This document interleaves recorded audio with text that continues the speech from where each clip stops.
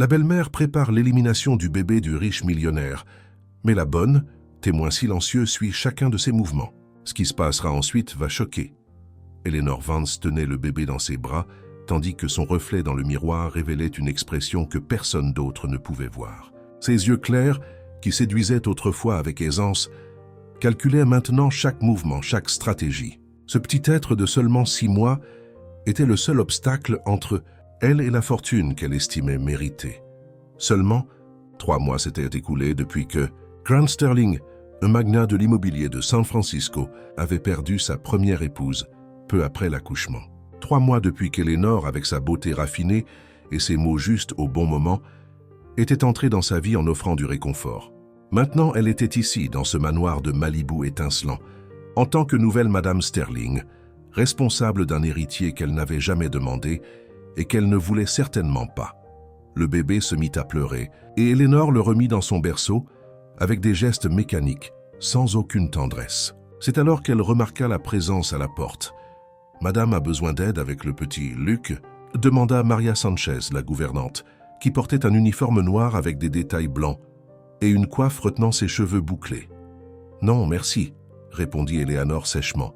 « Vous pouvez retourner à vos tâches. » Maria ne bougea pas immédiatement. Ses yeux sombres observaient chaque détail, chaque geste froid de sa patronne. Il y avait quelque chose de profondément anormal là, et elle le savait depuis le premier jour où Eleanor était arrivée. Plus tard dans la soirée, alors que Grant était encore au bureau à faire des heures supplémentaires, Eleanor s'enferma dans la chambre et prit son téléphone. Maria, qui passait dans le couloir avec des serviettes propres, s'arrêta en entendant la voix étouffée venant de l'intérieur de la chambre.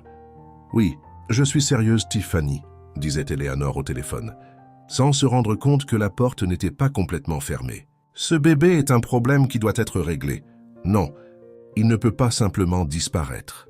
Il faut que ce soit quelque chose de légal, quelque chose que personne ne puisse contester après. » Maria sentit son cœur s'accélérer. Elle s'approcha, serrant les serviettes contre sa poitrine. « Je me fiche que ce soit compliqué. Il doit bien y avoir un moyen.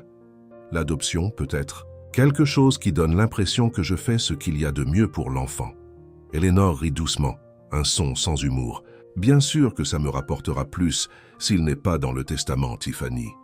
Tu me connais assez bien pour savoir que je n'ai pas fait tout ça par amour. » Maria s'éloigna rapidement en entendant des pas s'approcher de la porte. Son corps tremblait tandis qu'elle descendait les escaliers.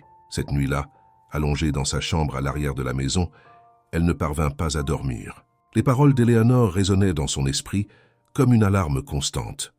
Le lendemain, Maria commença à prêter attention à chaque détail. Elle observa comment Eleanor tenait Luc seulement quand Grant était présent, souriant aux caméras du téléphone pendant que le mari enregistrait des moments en famille. Mais dès qu'il partait, le bébé était laissé dans son berceau pendant des heures, même quand il pleurait de faim ou avait besoin d'être changé. « Maria, vous pouvez donner le biberon à Luc ?» appelait Eleanor sans même regarder l'enfant. « J'ai une horrible migraine. » Et Maria y allait. Prenait le petit Luc dans ses bras, sentait son poids tiède contre sa poitrine, voyait ses petits yeux clairs qui semblaient lui faire entièrement confiance. Chaque fois qu'elle regardait ce petit visage, elle se rappelait ce qu'elle avait entendu. Elle devait protéger cet enfant. Mais comment? Qui croirait la parole d'une gouvernante contre celle de l'épouse du patron?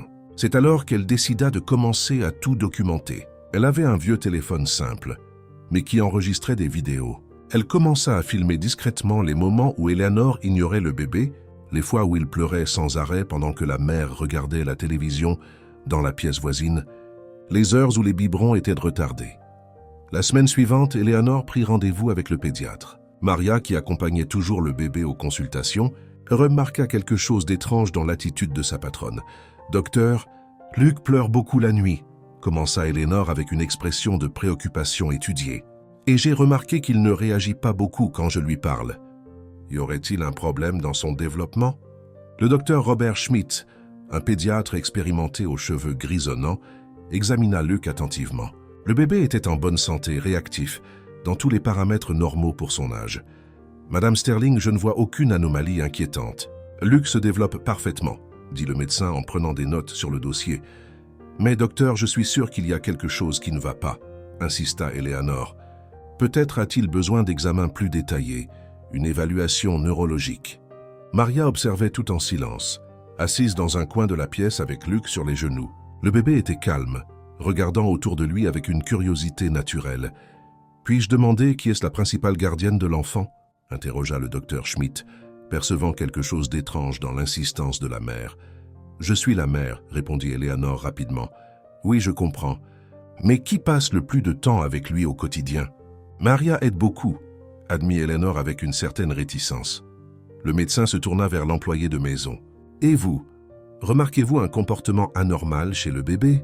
Maria hésita un instant, sentant le poids du regard d'Eleanor sur elle. « Non, docteur. Luc est un bébé très sain et tranquille. Il ne pleure que lorsqu'il a faim ou a besoin d'être changé, comme n'importe quel enfant. » Le docteur Schmidt approuva. « C'est exactement ce que je constate à l'examen. Madame Sterling, il est normal que les nouvelles mères s'inquiètent, mais je vous assure que votre fils va bien.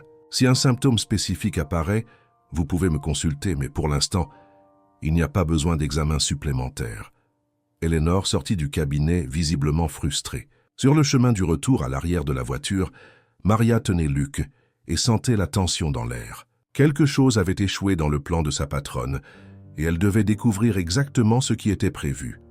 Cette même nuit, Maria attendit que tout le monde soit endormi. Elle savait qu'Eleanor avait l'habitude de travailler tard sur son ordinateur portable dans le petit bureau que Grant lui avait aménagé au premier étage. Quand elle entendit la porte du bureau se fermer et Eleanor monter dans la chambre principale, elle descendit silencieusement. Le bureau n'était pas verrouillé. Maria entra le cœur battant fort, consciente qu'elle envahissait l'intimité de sa patronne, mais sentant qu'elle n'avait pas le choix. Elle devait savoir ce qu'Eleanor planifiait. Elle alluma l'ordinateur portable et, à sa surprise, Eleanor n'avait pas fermé sa session. À l'écran, une série d'onglets ouverts, des sites sur les procédures d'adoption, des forums discutant de la garde d'enfants et, plus troublant, des échanges d'emails avec une certaine Brenda Cole, qui se présentait comme conseillère en adoption privée. Maria lut rapidement les messages, ses mains tremblantes. « Brenda, je dois régler cette situation au plus vite. Le bébé a 6 mois, il est en bonne santé. Et je sais qu'il y a des couples prêts à payer cher pour une adoption rapide. Mon mari est toujours occupé. Il ne serait pas difficile de le convaincre que c'est mieux pour l'enfant d'avoir une famille qui puisse lui accorder toute son attention. » La réponse de Brenda était encore plus choquante. « Eleanor, je comprends votre situation. J'ai un couple intéressé, des personnes en bonne situation financière qui ne peuvent pas avoir d'enfants. Ils sont prêts à couvrir toutes les dépenses de la procédure et à offrir une compensation pour votre décision altruiste. Pouvons-nous nous rencontrer la semaine prochaine pour discuter des détails ?» Maria prit son téléphone et photographia les messages. Ses mains tremblaient tellement qu'elle dut faire plusieurs tentatives pour obtenir des images nettes. Elle ferma tout exactement comme c'était et quitta le bureau, l'estomac noué. Elle retourna dans sa chambre, mais ne parvint pas à dormir. Les mots dansèrent dans son esprit. Compensation, adoption rapide, couple prêt à payer cher. Eleanor était littéralement en train de vouloir vendre le fils de Grant. Les jours suivants, Maria intensifia sa surveillance. Elle commença à tout noter dans un carnet caché sous le matelas. Horaire, conversation, comportement. Elle vit quand Eleanor reçut la visite de Brenda Cole, une femme mince aux lunettes de soleil, qui entra par la porte latérale du jardin pour éviter d'être filmée par la caméra de l'entrée principale. Cachée derrière la porte de la buanderie, Maria parvint à entendre des bribes de la conversation entre Eleanor et Brenda dans le jardin. « Le couple est impatient », disait Brenda. « Ce sont des gens très riches, propriétaires de plusieurs entreprises dans le Midwest.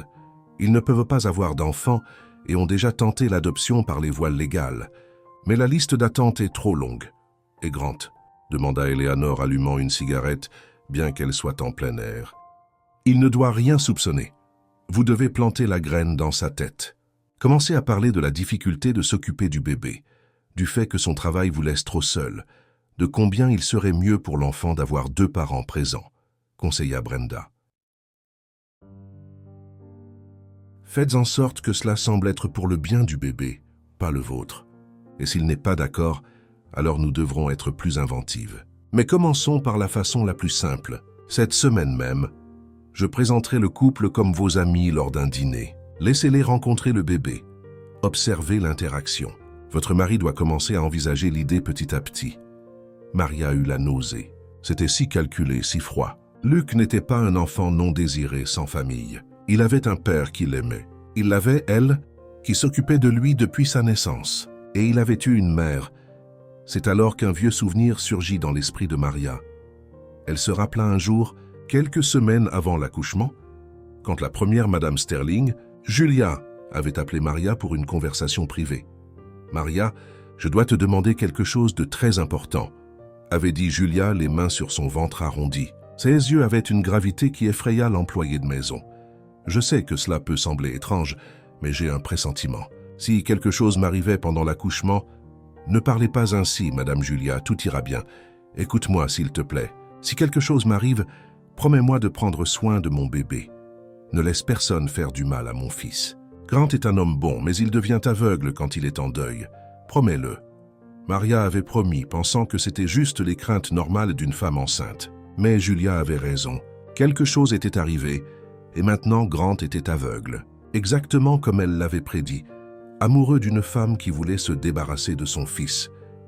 Au dîner de charité de la semaine suivante, Eleanor présenta le couple, David et Patty Reynolds, la quarantaine, souriants et élégamment vêtus. Grant les salua poliment sans rien soupçonner. « Ce sont de vieux amis », expliqua Eleanor avec un sourire étudié. « J'ai rencontré Patty lors d'un cours de décoration il y a quelques années. »« C'est vrai », confirma Patty, prenant la main d'Eleanor avec une fausse affection. « Et quand nous avons su qu'Eleanor s'était mariée et avait eu un si beau fils, nous étions si heureux pour elle. Nous aimerions beaucoup rencontrer Luc, » ajouta David avec une lueur étrange dans les yeux. Maria servait les boissons et sentit son estomac se retourner. C'était le couple, ceux qui voulaient acheter Luc. « Bien sûr, il dort en ce moment, mais vous pourrez monter le voir plus tard, » dit Eleanor naturellement. Plus tard, quand Patty et David montèrent dans la chambre du bébé, Maria les suivit discrètement. Elle resta dehors, près de la porte entr'ouverte, à écouter. « Il est parfait, » murmura Patty en regardant Luc dormir dans son berceau. « Exactement ce dont nous avons toujours rêvé. » Eleanor a dit qu'elle allait convaincre son mari, commenta David. « Le plus tôt sera le mieux. Ne t'inquiète pas, elle sait ce qu'elle fait, et nous la dédommagerons très bien pour son sacrifice. » Patty rit doucement. Maria serra les poings. Elle devait faire quelque chose, mais quoi? Si elle confrontait Eleanor directement, ce serait sa parole contre celle de sa patronne. Grant faisait confiance à sa femme. Il était encore vulnérable après son deuil. Elle avait besoin de preuves plus concrètes d'un meilleur plan. Le lendemain, alors qu'Eleanor était sortie chez le coiffeur, Maria en profita pour fouiller plus attentivement le bureau. C'est alors qu'elle trouva, caché dans une chemise de documents, un exemplaire de contrat préliminaire d'adoption. Elle photographia chaque page avec les mains tremblantes. Le document était choquant par sa froideur. Il spécifiait des montants, des délais, même des clauses de confidentialité. Eleanor recevrait une somme importante déguisée en soutien émotionnel et psychologique pour la mère, adoptive et compensation pour les frais d'avocat privés. Le bâtet plus troublant se trouvait dans les dernières pages. Des billets d'avion pour New York, achetés au nom d'Eleanor Vance, avec une date de départ prévue 3 semaines après la prétendue formalisation de l'adoption. Un aller simple, une nouvelle vie planifiée alors qu'elle abandonnait tout ici. Maria devait prendre une décision. Elle ne pouvait plus attendre, plus simplement observer. Mais avant d'agir, elle devait mieux comprendre sa propre histoire avec cette famille. Ce soir-là, elle se rendit au petit placard de sa chambre où elle gardait ses affaires personnelles. Au fond, dans une vieille boîte à chaussures, se trouvaient de vieilles photos. Ses mains en trouvèrent une en particulier, 2 fillettes, l'une à la peau plus foncée et l'autre à la peau plus claire, se tenant enlacées et souriantes. Des sœurs. Julia et Maria étaient sœurs, filles du même père, mères différentes. Julia avait été élevée en ville avec des opportunités, une éducation, tandis que Maria avait grandi à la campagne avec sa grand-mère, travaillant dès son plus jeune âge. Devenue adulte, Julia l'avait retrouvée et lui avait proposé du travail chez elle. Mais on lui avait demandé de garder leur lien de parenté secret, car Grant venait d'une famille traditionnelle qui ne verrait pas d'un bon œil une belle-sœur employée de maison. Maria avait accepté, reconnaissante de l'opportunité d'être près de sa sœur. Et quand Julia était tombée enceinte, elles étaient devenues encore plus proches. Maria était là à chaque consultation prénatale, à chaque échographie, partageant la joie de sa sœur qui avait toujours rêvé d'être mère. Et puis ce jour terrible à l'hôpital, quand les choses ont mal tourné pendant l'accouchement. Julia avait serré la main de Maria et murmuré ces derniers mots. « Prends soin de mon bébé, promets-le. Ne laisse personne faire du mal à mon Luc. » Maria avait promis, et elle tiendrait sa promesse, quoi qu'il lui en coûte. Les jours suivants, Eleanor intensifia sa stratégie. Pendant les dîners, elle commença à se plaindre subtilement des difficultés d'être mère. « Grande chérie, tu te rends compte que Luc se réveille 3-4 fois par nuit ?» disait-elle d'une voix fatiguée. « J'arrive à peine à dormir. »« Mais Maria ne t'aide pas avec ça ?» demandait Grant inquiet. « Si, mais c'est quand même épuisant. Et pendant la journée, quand tu travailles, je reste seule ici avec lui. Parfois, je me demande s'il ne serait pas mieux dans une famille où les 2 parents pourraient être présents tout le temps. » Maria, en servant le dîner, voyait Grant digérer ses mots, voyait la graine du doute semée dans son esprit fatigué. David et Patty ont mentionné qu'ils avaient toujours voulu des enfants, poursuivait Eleanor avec désinvolture. Ils sont si dévoués l'un à l'autre, si présents, le genre de famille que chaque enfant mérite. Eleanor, que suggères-tu exactement? Rien, mon amour, je pense juste à voix haute. Je sais que tu aimes Luc. Moi aussi, je l'aime. Je veux seulement ce qu'il y a de mieux pour lui. Mais Maria savait que c'était un mensonge. Eleanor n'aimait pas Luc. Elle touchait à peine le bébé quand il n'y avait pas d'audience. Un après-midi, alors que Grant était dans une réunion importante qui durerait des heures, Luc commença à avoir de la fièvre. Maria s'en aperçut en allant le changer et sentit sa peau trop chaude. « Madame Eleanor, Luc a de la fièvre », l'appela-t-elle, inquiète. Eleanor était dans la chambre se faisant les ongles en regardant une série sur sa tablette. « Ce doit être juste un rhume. Donne-lui un antipyrétique », dit-elle sans lever les yeux de l'écran. « Mais la fièvre est élevée, madame. Je pense que nous devrions appeler le docteur Schmidt. » « Maria, vous exagérez. Les bébés ont parfois de la fièvre, pas besoin de paniquer. » Mais Maria ne se sentit pas rassurée. Elle prit la température de Luc, 101,3 cirque-F, et elle montait. Le bébé pleurait sans pouvoir être consolé, son petit corps tremblant. « Je vais appeler le docteur, » décida Maria. « C'est moi la mère ici, » s'écria Eleanor irritée. « Et je vous ai dit que ce n'est pas nécessaire. » « Avec tout le respect, Madame Eleanor, mais Luc est très chaud. Je ne peux pas prendre ce risque. Vous dépassez les limites, Maria. Vous oubliez quelle est votre place dans cette maison. » Les 2 femmes se dévisagèrent, une tension dangereuse dans l'air. C'est alors que les pleurs de Luc devinrent encore plus désespérés. « Ma place, c'est de prendre soin de ce bébé, » déclara Maria fermement. Et elle prit le téléphone. Elle appela le cabinet du docteur Schmidt, qui demanda qu'on amène Luc immédiatement. Maria n'attendit pas la permission. Elle prit le bébé, le sac avec ses documents, et se dirigea vers le taxi qui stationnait toujours au coin de la rue. « Vous êtes renvoyée » cria Eleanor derrière elle. « Quand Grant saura cela, vous serez dehors. » Mais Maria ne s'arrêta pas. Au cabinet, le docteur Schmidt examina Luc et diagnostiqua une infection de l'oreille nécessitant des antibiotiques immédiats. « C'est une bonne chose de l'avoir amené rapidement, » dit le médecin. « Quelques heures de plus, et cela aurait pu se compliquer. » Quand elles rentrèrent à la maison, Grant était déjà là. Eleanor l'avait appelé, lui racontant sa version des faits. Maria avait désobéi à ses ordres, pris le bébé sans autorisation et agissait de manière obsessionnelle avec Luc. « Maria, pouvons-nous parler ?» demanda Grant, sérieux. Dans le bureau, porte fermée, Maria expliqua ce qui s'était passé. Elle montra le diagnostic du médecin, parla de la forte fièvre, du retard d'Eleanor à chercher de l'aide. « Monsieur Grant, je ne ferai jamais rien pour nuire à Luc. Je m'occupe de lui depuis sa naissance. Je voulais seulement qu'il reçoive les soins dont il avait besoin. » Grant soupira, se passant les mains sur le visage fatigué. « Je sais, Maria. Je sais que vous êtes dévouée, mais Eleanor est ma femme, la mère de Luc. Il ne peut pas y avoir ce genre de conflit chez moi. Et si je vous disais que Madame Eleanor ne veut pas le bien de Luc ?» Les mots sortirent avant que Maria ne puisse réfléchir.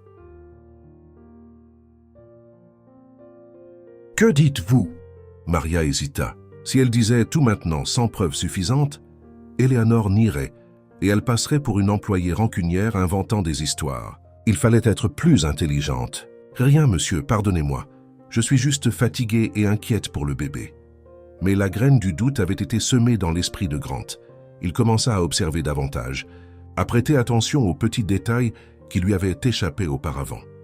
Une semaine plus tard, Eleanor organisa un dîner à la maison avec David et Patty à nouveau.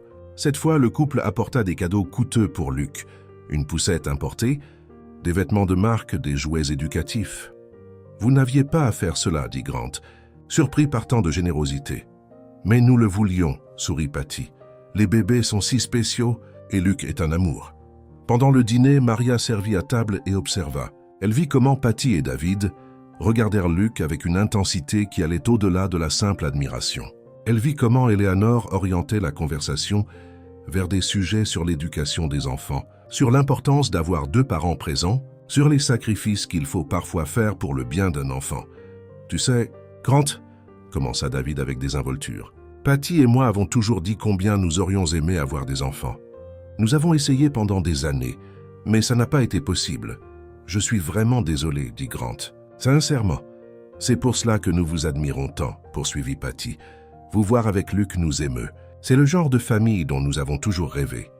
La conversation se poursuivait, subtile, mais Maria percevait où Eleanor voulait en venir. Elle préparait le terrain, amenant Grant à voir ce couple comme des parents potentiels parfaits, au cas où il envisagerait un jour, après le dîner, lorsque tout le monde fut parti et que Grant était monté se doucher, Maria aperçut Eleanor dans le jardin au téléphone avec Brenda. « Ça marche », disait Eleanor à voix basse. « Il commence à les apprécier.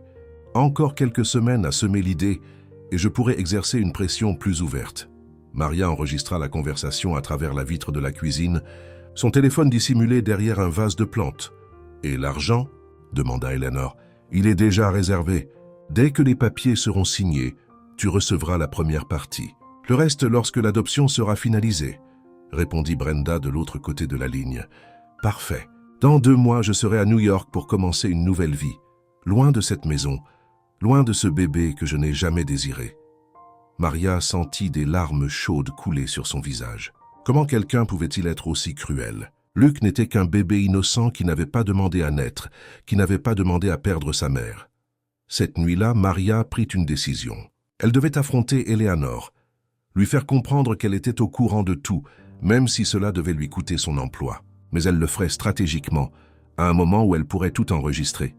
L'occasion se présenta 2 jours plus tard. Grant avait un voyage d'affaires à Seattle et serait absent pendant 3 jours. Eleanor était visiblement plus détendue, moins prudente dans ses paroles et ses actes. La 2e nuit de l'absence de Grant, Maria coucha Luc et descendit au salon, où Eleanor buvait du vin et consultait son téléphone. « Madame Eleanor, nous devons parler, » dit Maria d'une voix ferme. Eleanor leva les yeux, surprise par l'audace de l'employé. « À quel sujet, Maria ?»« À propos de ce que vous projetez de faire avec Luc. » Le visage d'Eleanor se durcit. « Je ne sais pas de quoi vous parlez. Je sais pour Brenda Cole. Je sais pour le couple Reynolds. Je sais pour la compensation financière et les billets pour New York, » énuméra Maria, voyant la couleur quitter le visage d'Eleanor. « Vous avez fouillé dans mes affaires. J'ai protégé un enfant innocent que vous essayez de vendre comme un simple objet. » Eleanor se leva. Son vin faillit se renverser. « Vous ne comprenez rien, espèce de... » »« Je comprends parfaitement. Vous avez épousé Monsieur Grant pour son argent. Vous ne vous attendiez pas à ce qu'un bébé s'ajoute à la situation. Et maintenant, vous voulez vous en débarrasser de la manière la plus lucrative possible. Attention à ce que vous dites, Maria. Je peux vous détruire d'un simple appel. Vous pouvez essayer. Mais j'ai des preuves de tout. Des enregistrements, des photos, des documents. Tout est en sécurité. Si quoi que ce soit arrive à moi ou à Luc, ces preuves iront directement à Monsieur Grant et aux autorités compétentes. » Eleanor n'en revenait pas, réalisant qu'elle avait sous-estimé l'employé. « Que voulez-vous ?»« De l'argent. C'est ça. Vous voulez une partie de la somme. » Maria fut écœurée. « Je veux que vous abandonniez ce plan absurde. Je veux que vous traitiez Luc avec un minimum de décence. Et si vous n'y parvenez pas, je veux que vous quittiez sa vie avant de causer plus de dégâts. Vous me menacez? Je vous offre une sortie honorable. Parce que si vous persistez, je dirai tout à Monsieur Grant. Et je vous garantis que quand il saura que la femme qu'il aime essaie de se débarrasser de son enfant pour de l'argent, ce mariage s'arrêtera en quelques secondes. » Eleanor s'effondra sur le canapé, son téléphone lui échappant des mains. Pour la première fois, elle semblait vraiment effrayée. « Tu ne comprends pas comment c'est ?» chuchota-t-elle. « Je n'ai jamais voulu être mère, jamais voulu cette responsabilité. Quand j'ai rencontré Grant, il était seul, vulnérable. Je pensais qu'on pourrait avoir une belle vie ensemble. Mais ensuite, j'ai découvert le testament, que le bébé était l'héritier principal. Tout ce que je recevrais serait une pension ridicule s'il lui arrivait quelque chose. Alors tu t'es marié par intérêt, et maintenant tu veux éliminer le seul obstacle entre toi et l'argent. Quelle personne noble! Tu me juges facilement, Maria, mais tu n'as pas grandi sans rien, devant te battre pour chaque centime. Tu ne sais pas ce que c'est de voir une opportunité de sécurité financière et de devoir la partager avec un enfant innocent, avec un bébé qui a perdu sa mère et a besoin d'amour, compléta Maria, la voix tremblante de colère. Sache une chose, Eleanor, ce bébé a plus de valeur que tout l'argent du monde, et il a des gens qui l'aiment vraiment. Toi, par hasard? Eleanor rit avec dédain. Ne me dis pas que tu es amoureuse de mon mari et que tu veux jouer à la famille parfaite. Il ne s'agit pas de Monsieur Grant. Il s'agit de Luc et d'une promesse que j'ai faite. Une promesse à qui? Maria respira profondément. Il était temps de révéler la vérité, ou du moins une partie. À sa vraie mère, à la femme qui t'a précédé dans cette maison et qui valait plus que tu ne vaudras jamais. Eleanor cligna des yeux, confuse. Julia, tu la connaissais? Plus que tu ne l'imagines. Avant qu'Eleanor ne puisse en demander davantage, le bruit d'une voiture arrivant les interrompit. Grant était rentré plus tôt que prévu. Cette conversation n'est pas terminée, chuchota Eleanor menaçante avant de courir vers la chambre. Maria resta dans le salon, le cœur battant fort. Elle avait fait le premier pas, mais elle savait qu'Eleanor n'abandonnerait pas facilement. La guerre ne faisait que commencer. Les jours suivants, la tension dans la maison était palpable. Eleanor et Maria échangeaient à peine quelques mots, mais leurs regards disaient tout. Grant sentait que quelque chose n'allait pas, mais ne parvenait pas à identifier exactement quoi. « Maria, tout va bien ?» demanda-t-il un matin tandis qu'elle préparait le café. « Oui, monsieur Grant, juste un peu fatiguée. » Et Eleanor, elle semble distante ces temps-ci. Maria hésita. Ce serait si facile de tout raconter sur le champ, mais elle devait choisir le bon moment, avec toutes les preuves organisées pour qu'Eleanor ne puisse pas manipuler la situation. « C'est peut-être le stress, monsieur. S'occuper d'un bébé n'est pas facile. » Grant hocha la tête, mais ne sembla pas convaincu. « Parfois, j'ai l'impression de m'être marié trop vite, tu sais, de ne pas avoir assez connu Eleanor auparavant. Julia et moi nous sommes fréquentés pendant des années avant de nous marier. » C'était la première fois que Grant mentionnait Julia devant Maria depuis son mariage avec Eleanor. L'employé de maison sentit son cœur se serrer. « Madame Julia était une femme spéciale, » dit doucement Maria. Elle l'était. Et je m'inquiète que Luc grandisse, sans connaître qui sa mère était vraiment. Eleanor semble vouloir effacer tout souvenir d'elle de cette maison. Cette remarque révéla plus que Grant ne l'avait peut-être voulu. Il percevait déjà les défauts d'Eleanor, remettait déjà en question son choix. Maria décida de semer un petit doute supplémentaire. « Monsieur Grant, puis-je vous poser une question personnelle? »« Bien sûr. Avez-vous déjà pensé à l'avenir de Luc? À qui s'occupera de lui s'il vous arrive quelque chose ?» Grant sembla surpris par la question. « Le testament est clair. Eleanor serait la tutrice légale, mais la majeure partie des biens irait dans un fonds pour Luc jusqu'à ses 25 ans. Et vous croyez que Madame Eleanor élèverait Luc avec amour? Qu'elle ferait le mieux pour lui? » L'hésitation dans la réponse de Grant en disait long. « Pourquoi poses-tu cette question, Maria? » « Parce que parfois, je pense que nous ne connaissons pas les gens aussi bien que nous le croyons. Qu'un enfant mérite d'être avec ceux qui l'aiment véritablement. » Avant que Grant ne puisse répondre, Eleanor apparut dans la cuisine, encore en pyjama, l'air irrité. « Maria, Luc pleure. »« Pouvez-vous y aller ?»« Bien sûr, madame. » Maria sortit rapidement, mais pas sans avoir remarqué le regard que Grant avait adressé à son épouse, un regard plein de questions non formulées. En montant l'escalier, Maria entendait la voix d'Eleanor en bas, probablement en train de se plaindre de quelque chose. Mais en entrant dans la chambre de Luc, son cœur fondit. Le bébé était réveillé, regardant autour de lui avec ses yeux clairs si semblables à ceux de Julia. « Bonjour, mon amour », murmura Maria en le prenant dans ses bras. Luc sourit, ce sourire édenté qui n'avait pas encore de dents, et agrippa le doigt de Maria. « Tati va te protéger, je te le promets. » C'était étrange de penser que Luc ignorait que Maria était sa tante de sang. Pour lui, elle n'était que l'employée affectueuse qui s'occupait de lui. Mais un jour, quand il serait plus grand, il saurait la vérité. Il saurait que sa mère avait une sœur qu'il aimait tant qu'elle traverserait le feu pour protéger son neveu. Cet après-midi-là, alors qu'Eleanor était sortie pour une autre réunion mystérieuse, probablement avec Brenda ou le couple Reynolds, Maria décida qu'il était temps de mieux préparer ses preuves. Elle organisa tout dans un dossier numérique, envoya des copies à son propre email et à une adresse secondaire qu'elle avait créée spécialement pour cela. Elle ne pouvait pas risquer de perdre ces informations. Elle écrivit aussi une lettre détaillée, expliquant tout ce qu'elle avait découvert, la scella dans une enveloppe et la rangea dans le tiroir de sa table de nuit avec des instructions claires. Ouvrir en cas d'urgence. Remettre à Monsieur Grant Sterling. Quand Eleanor rentra ce soir-là, elle était particulièrement excitée. Au dîner, elle commenta négligemment. « Grant, j'ai rencontré Patty aujourd'hui. Elle et David veulent nous inviter à passer un week-end dans leur propriété à la campagne. J'ai accepté pour nous. » « Ah, vraiment ?» Grant semblait surpris. « Quand ?»« Le week-end prochain. Ce sera bon de quitter un peu la ville. Et ils ont une structure incroyable, parfaite pour les enfants. Luc va adorer. » Maria, en servant le dessert, sentit un frisson. Eleanor accélérait le plan. Un voyage à la propriété du couple, intéressé par l'adoption, loin de témoins, serait l'occasion parfaite pour convaincre Grant, ou pire, pour faire quelque chose de plus radical. « Je ne sais pas si Luc est prêt pour un tel voyage, » dit Grant. « Il est encore très petit. Allons donc. Les bébés voyagent tout le temps. De plus, ce ne sera qu'un week-end, et ils ont même une nounou spécialisée qui peut nous aider. Nous pourrions emmener Maria, suggéra Grant. L'expression d'Eleanor s'assombrit. Je pensais que nous pourrions lui offrir un week-end de repos. Elle travaille tellement. Mais si c'est pour s'occuper de Luc, chérie, je suis sa mère. Je peux m'occuper de mon propre fils pendant un week-end. La discussion continua, et il fut finalement décidé qu'ils iraient tous. Grant, Eleanor et Luc.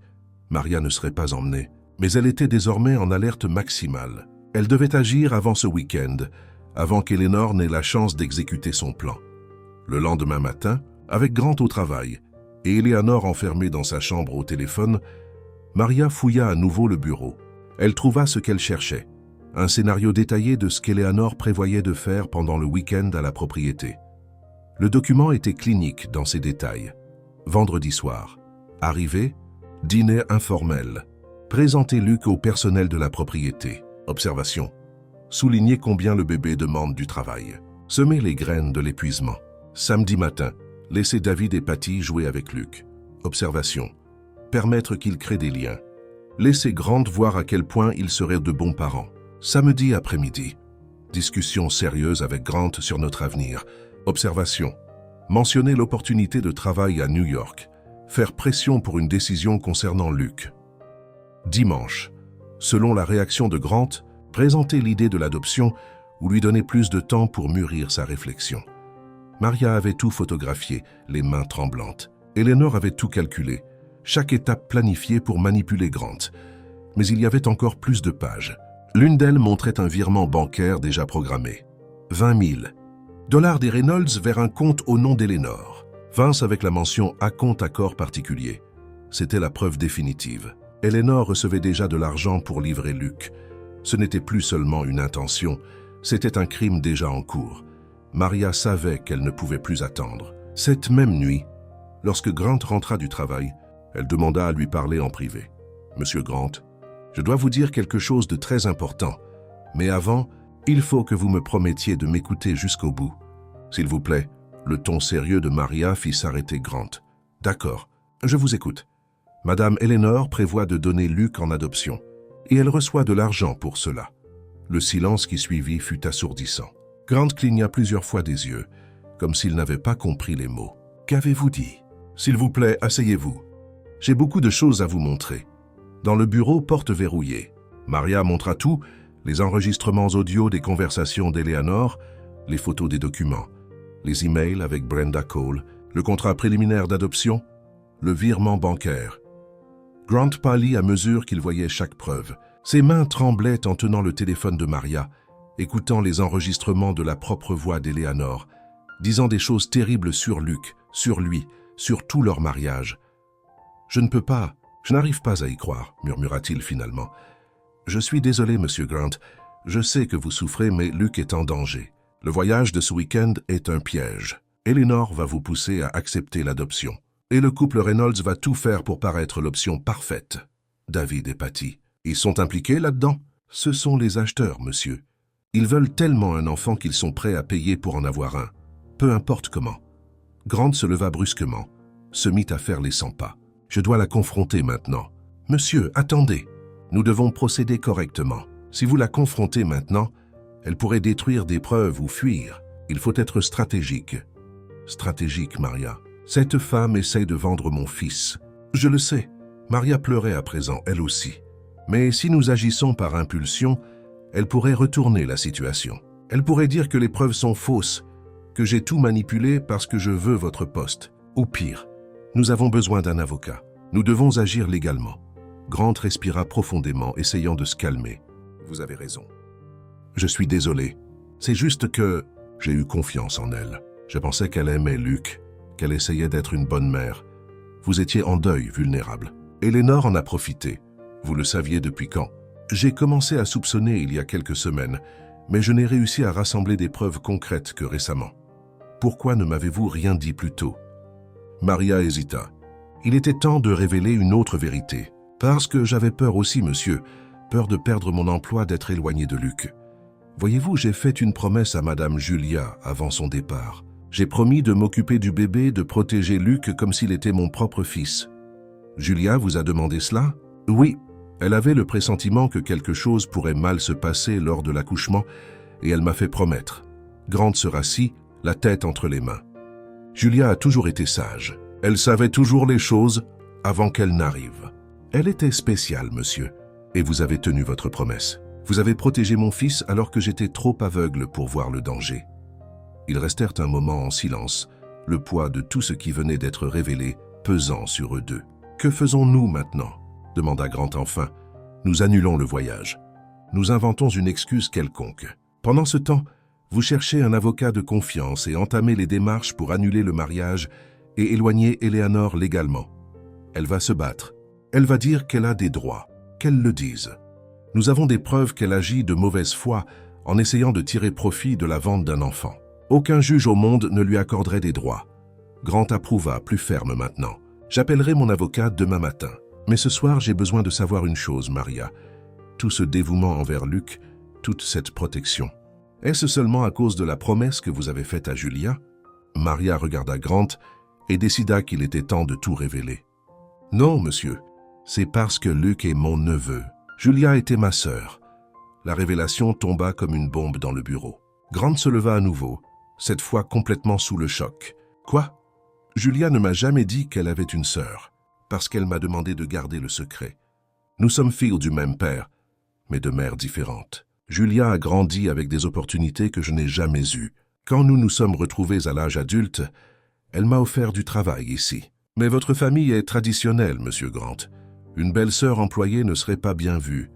Ma famille, ces préjugés ridicules. » Grant semblait digérer lentement. « Alors, vous avez travaillé ici toutes ces années comme employé alors que vous étiez de la famille. Cela ne m'a pas dérangé. Je voulais seulement être près de ma sœur. Et quand elle est tombée enceinte, ce fut la période la plus heureuse que nous ayons passée ensemble. Nous préparions la chambre du bébé, choisissions des prénoms, rêvions de l'avenir. Et puis elle est partie et le bébé est resté. Luc est tout ce qui me reste de ma sœur, monsieur Grant. C'est pourquoi je ferai n'importe quoi pour le protéger. Pas par obligation, pas seulement à cause d'une promesse, mais parce qu'il est de la famille. Il est de mon sang. » Grant s'approcha de Maria et à sa surprise l'étreignit. « Vous auriez dû me le dire plus tôt. Cela aurait évité tant de souffrances, tant de secrets. Madame Julia m'avait fait jurer de ne révéler la vérité que si Luc en avait besoin. Et maintenant, il en a besoin. Il doit savoir qu'il a plus de famille que son père, qu'il a une tante qui l'aime depuis avant sa naissance. Et il l'a. Dieu merci, il l'a. » Ils se séparèrent et Grant essuya discrètement ses yeux. « Faisons ce qu'il faut. Protégeons mon fils, notre garçon. Et ensuite, quand tout cela sera passé, nous arrangerons les choses. Vous n'êtes plus une employée ici, Maria. Vous êtes de la famille, et vous serez traitée comme telle. » Cette nuit-là, ils élaborèrent un plan détaillé. Grant annulerait le voyage, en invoquant une urgence professionnelle. Pendant ce temps, il contacterait son avocat personnel, Maître David Stone, un homme de confiance qui avait géré le testament de Julia. Le lendemain matin, Eleanor se réveilla de bonne humeur, excitée par le voyage qui aurait lieu dans quelques jours. Elle ne se doutait pas que ses agissements étaient surveillés, que chaque appel était noté, que son monde soigneusement construit était sur le point de s'effondrer. « Grant, as-tu fait les valises ?» demanda-t-elle au petit déjeuner. « À ce sujet, Eleanor, nous devons annuler le voyage, » dit-il en contrôlant sa voix. « Quoi? Pourquoi ?» Un problème est survenu au bureau. Un client important. Une situation que je ne peux ignorer. Mais tu peux gérer cela de là-bas. Nous faisons des appels vidéo tout le temps. Non, je dois être ici. Je suis désolé. L'irritation d'Eleanor était visible. Grant, ce voyage est important pour moi. Pour nous. Nous pouvons le reporter. Tu ne peux pas faire ça. J'ai déjà confirmé avec David et Patty. Ils nous attendent. L'intensité de la réaction d'Eleanor était disproportionnée pour un simple week-end. Grant le remarqua, et cela ne fit que confirmer tout ce que Maria avait dit. Eleanor, ce n'est qu'un week-end. Nous pouvons y aller un autre jour. Tu ne comprends pas. Elle se leva brusquement, la chaise grinçant sur le sol. J'ai besoin. Nous avons besoin de ce voyage. Pourquoi? Qu'est-ce qu'il a de si spécial? Eleanor réalisa qu'elle en avait trop dit. Elle se ressaisit, se rassit. Désolé, je suis stressée. C'est juste que j'avais hâte de quitter un peu la ville. Nous pouvons faire un autre voyage. N'importe lequel, rien que nous deux mêmes. Ma mère peut s'occuper de Luc. Non. Eleanor faillit crier, puis se contrôla à nouveau. Je veux dire, ce n'est pas nécessaire. Maria peut s'occuper de lui. Je pensais que tu voulais du temps loin des responsabilités. C'est vrai, c'est juste que... Laisse tomber, si on ne peut pas y aller, on ne peut pas. La conversation s'arrêta là, mais l'atmosphère était lourde. Eleanor monta en prétextant un mal de tête. Mais Maria savait qu'elle appelait Brenda, ou le couple Reynolds, probablement paniqué de devoir reporter ses plans. L'après-midi, le Dr Stone arriva discrètement à la maison par l'entrée de service. Dans le bureau, Grant montra toutes les preuves que Maria avait rassemblées. L'avocat, un homme sérieux aux cheveux grisonnants et aux lunettes de lecture, analysa chaque document méticuleusement. « Monsieur Sterling, c'est très grave, dit-il finalement. Nous avons ici des preuves claires de tentatives d'abandon, d'incapables à des fins lucratives. Si cela était porté plus loin, votre épouse pourrait même encourir des poursuites pénales. Je ne veux pas détruire Eleanor, dit Grant. Je veux juste que mon fils soit loin d'elle.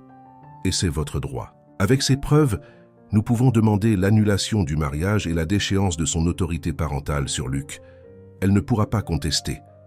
Combien de temps cela prendra-t-il? Si nous procédons discrètement, en déposant les documents appropriés et en demandant l'urgence en raison de la situation de risque pour l'enfant, peut-être 2-3 semaines. Mais il faut que vous soyez fort. Eleanor va se battre, va essayer de manipuler la situation. Je suis prêt. Et il y a autre chose. Le docteur Stone regarda Maria. Vous êtes un parent de l'enfant, n'est-ce pas? Je suis sa tante. Alors, monsieur Sterling, je suggère que nous envisagions d'inclure madame Maria comme tutrice légale de Luc au cas où il vous arriverait quelque chose. C'est la chose la plus sensée, compte tenu du lien de sang et du fait qu'elle s'occupe de l'enfant depuis sa naissance. Grant approuva. Oui, faites cela. Maria est la personne la plus appropriée. Les jours suivants, la tension dans la maison augmenta. Eleanor sentit que quelque chose avait changé. Grant était distant, poli, mais sans la tendresse d'avant. Il la regardait avec une expression qu'elle ne parvenait pas à déchiffrer. « Tout va bien entre nous ?» demanda-t-elle un soir. « Pourquoi n'irait-il pas bien ?»« Tu es différent, distant. Je suis juste fatiguée, Eleanor. Le travail, les soucis, comme d'habitude. Tu es sûr que c'est seulement ça ?» Grant la regarda, pensa à la confronter sur le champ, mais se rappela les paroles de l'avocat. Il devait attendre, être stratégique. « Oui. Pourquoi es-tu si inquiète ?» La question prit Eleanor au dépourvu. « Je ne suis pas inquiète. Je veux juste être sûr que tout va bien entre nous. Tout va bien. » Mais ce n'était pas vrai. Et ils le savaient tous les deux. Une semaine plus tard, le Dr Stone avait tous les documents prêts. Il ne manquait plus que Grant pour décider du moment d'agir. C'est alors qu'il se produisit quelque chose qui précipita tout.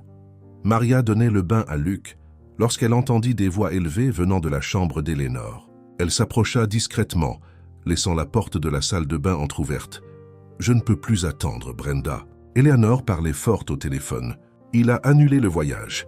Il est bizarre. Je sens que quelque chose ne va pas. Calme-toi. C'est peut-être juste de la paranoïa de ta part. Non, j'en suis sûr. Et s'il avait découvert? Et si cette maudite bonne avait raconté quelque chose? Eleanor, tu dois rester calme. Si tu agis par impulsion, tu vas tout gâcher. C'est déjà gâché. Je dois partir d'ici avant qu'il ne soit trop tard. Tu peux accélérer le processus avec le couple. Je peux obtenir la signature de Grant d'une manière ou d'une autre, peu importe comment. Vous parlez de falsifier des documents. Je parle de faire ce qui est nécessaire. Je veux mon argent et je veux partir. Maria retourna rapidement à la salle de bain, sortit Luc de la baignoire et l'enroula dans la serviette. Elle devait prévenir Grant immédiatement. Eleanor devenait désespérée, et les personnes désespérées font des choses impensables. Elle dévala l'escalier avec Luke dans les bras, cherchant Grant. Elle le trouva dans le bureau, en train d'utiliser l'ordinateur. « Monsieur Grant, nous devons agir maintenant, » dit-elle essoufflée. « Qu'est-ce qu'il y a ?» Madame Eleanor parle de falsifier des documents. Elle est désespérée. Elle pourrait faire quelque chose de dangereux.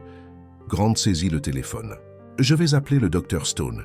Nous ne pouvons plus attendre. » Pendant que Grant parlait au téléphone, Maria remonta pour prendre quelques affaires dans la chambre de Luke. C'est alors qu'elle entendit la porte de la chambre d'Eleanor s'ouvrir. « Maria, pouvez-vous venir un instant ?» La voix d'Eleanor était étrangement calme. Maria entra dans la chambre avec Luke dans les bras. Eleanor était assise sur le lit, son téléphone à côté d'elle, une expression dure sur le visage. « Vous avez parlé, n'est-ce pas ?»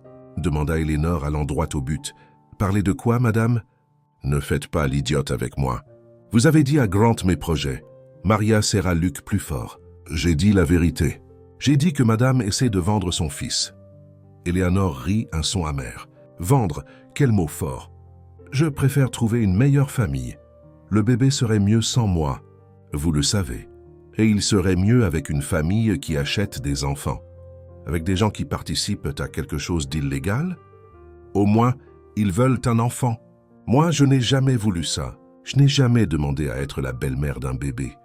Alors pourquoi vous êtes-vous mariée avec Monsieur Grant? Pour l'argent, évidemment. Je pensais qu'il était veuf sans enfant. Quand j'ai découvert le bébé, j'étais déjà marié. Et quand j'ai vu le testament, j'ai vu que le bébé héritait de tout. Je ne pouvais pas accepter ça. Madame, vous êtes malade. Vous avez besoin d'aide. Ce dont j'ai besoin, c'est de partir. Et je vais le faire avec ou sans la coopération de Grant. C'est alors que Maria remarqua qu'Eleanor avait une petite valise déjà prête dans un coin de la chambre. Elle prévoyait de fuir. Madame, vous n'irez nulle part. Qui va m'en empêcher? Vous? La tension était à son comble quand Grant apparut à la porte, le docteur Stone juste derrière. « Personne ne bouge avant que nous ayons résolu cela, » dit Grant d'une voix ferme. Eleanor se leva du lit, la panique apparaissant enfin sur son visage. « Grant, je peux expliquer? Pas besoin, je sais déjà tout. J'ai vu les preuves, entendu les enregistrements. Je sais exactement quel genre de personne vous êtes. Vous ne comprenez pas. Je comprends parfaitement. Vous m'avez épousé par intérêt. Vous avez essayé de vous débarrasser de mon fils pour de l'argent. Et maintenant, vous projetiez de fuir. C'est très clair. » Le docteur Stone s'avança. « Madame Eleanor Sterling, je suis David Stone, l'avocat de Monsieur Grant. J'ai ici les papiers d'annulation du mariage et la demande de retrait de votre autorité parentale sur le mineur Luke. Compte tenu des preuves que nous avons, je vous suggère fortement de coopérer. » « Vous ne pouvez pas faire ça. Nous le pouvons et nous le ferons, » dit Grant. « Et vous pouvez remercier que nous ne vous dénoncions pas pénalement. Le docteur Stone expliquera que ce que vous avez tenté de faire est un crime, Eleanor. Mais je ne veux pas prolonger cela.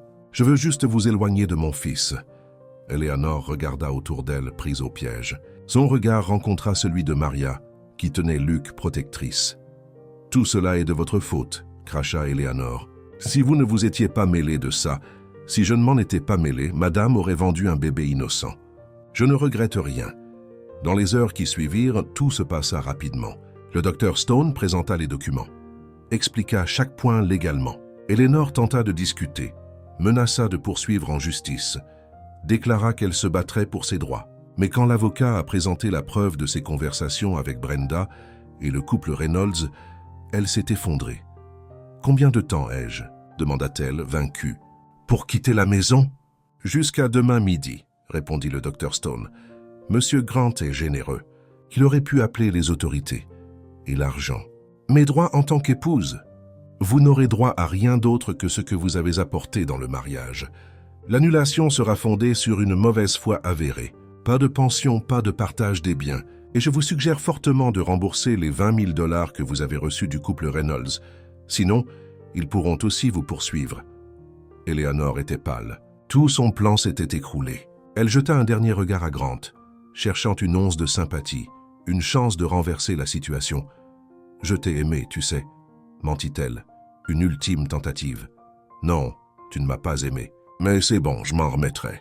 Ce à quoi je ne me serais pas remis, c'était de perdre mon fils à cause de toi. Eleanor quitta la pièce, vaincue.